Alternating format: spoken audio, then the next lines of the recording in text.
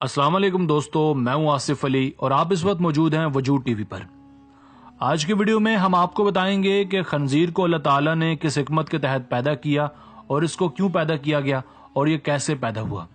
अल्लाह ताला ने इसका गोश्त हराम करार दिया है।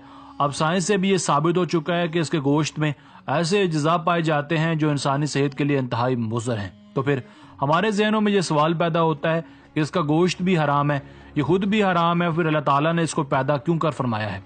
तो आइए इसकी तख्लीक के पीछे वाक़या जो है वो हम आपको बताते हैं। हज़रत अब्बास रज़ी अल्लाह तआला अन्हु से रवायत है कि हज़रत ईसा अलैहिस्सलाम के हवारियों ने आपसे फरमाया कि क्या ये अच्छा होता कि आप हमारे लिए ऐसे आदमी को जिंदा फरमाते जो कश्ती नूह के मुतल्लिक बताते। तो हज़रत ईसा अलैहिस्सलाम ने मट्टी के ढेर से थोड़ी सी मट्टी उठाई और फरमाया कि यह हाम बिन नूह की मट्टी है, और फिर अपना आस्था जमीन पर मारा और उससे एक बूढ़ा आदमी उठ खड़ा हुआ।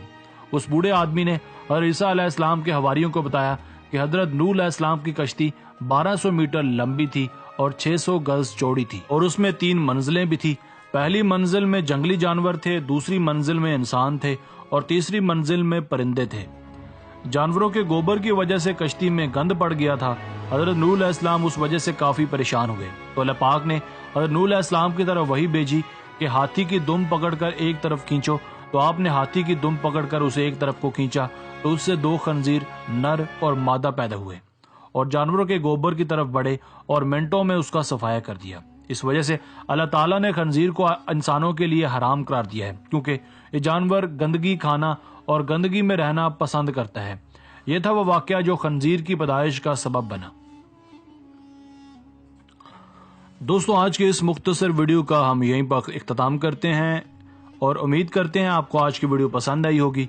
हमें कमेंट सेक्शन में ये लिखकर जरूर बताइएगा कि आप ऐसी मजीद वीडियोस देखना चाहते हैं, और अगर आपने अब तक हमारा चैनल वजूद टीवी सब्सक्राइब नहीं किया तो जल्दी से कर लें, क्योंकि हम आपके लिए ऐसी ही दिलचस्प और इस्लामी वीडियोस लेकर हाजिर होते रहा करेंगे।